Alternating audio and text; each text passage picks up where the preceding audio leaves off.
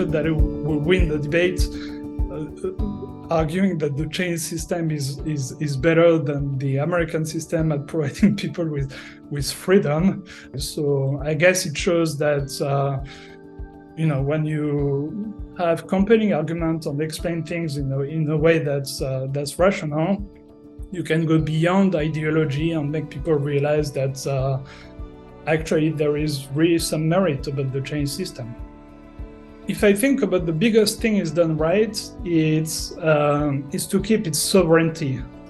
But I think it's absolutely crucial. China could not have developed had it not been ruthless in keeping its independence and find its own way of thinking, free of foreign interference.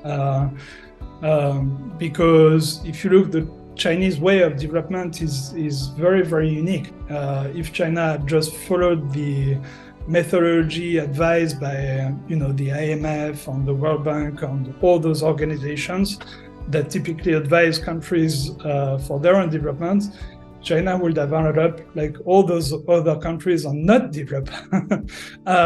So I think that was the key. Be able to think for itself, picking what makes sense, what's good for China, but also having the strength to refuse what doesn't.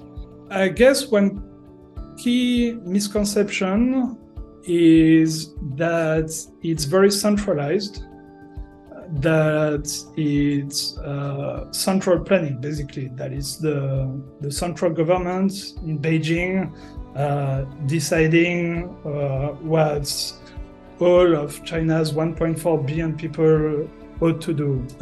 But when you actually look at the way China is organized, it's actually one of the most decentralized countries in the world. Local governments have an extraordinary amount of leeway in deciding the way they spend money. That was also a key for the success of Chinese development, being able to have a lot of local initiatives and those initiatives competing with each other. So Shanghai does something one way, and then you have Chongqing doing something another way.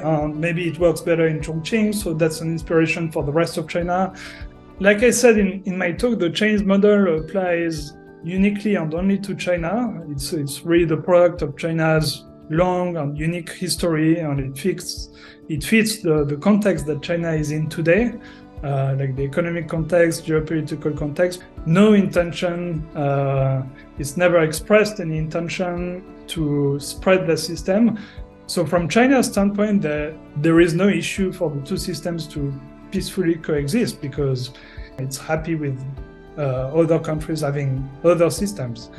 The difficulty is with the other system, the American or Western system, no matter how you call it, because it claims universality. It's a system that tries to convince others to adopt it. It's very deep in our roots in the West, so it's not something that's easy to change.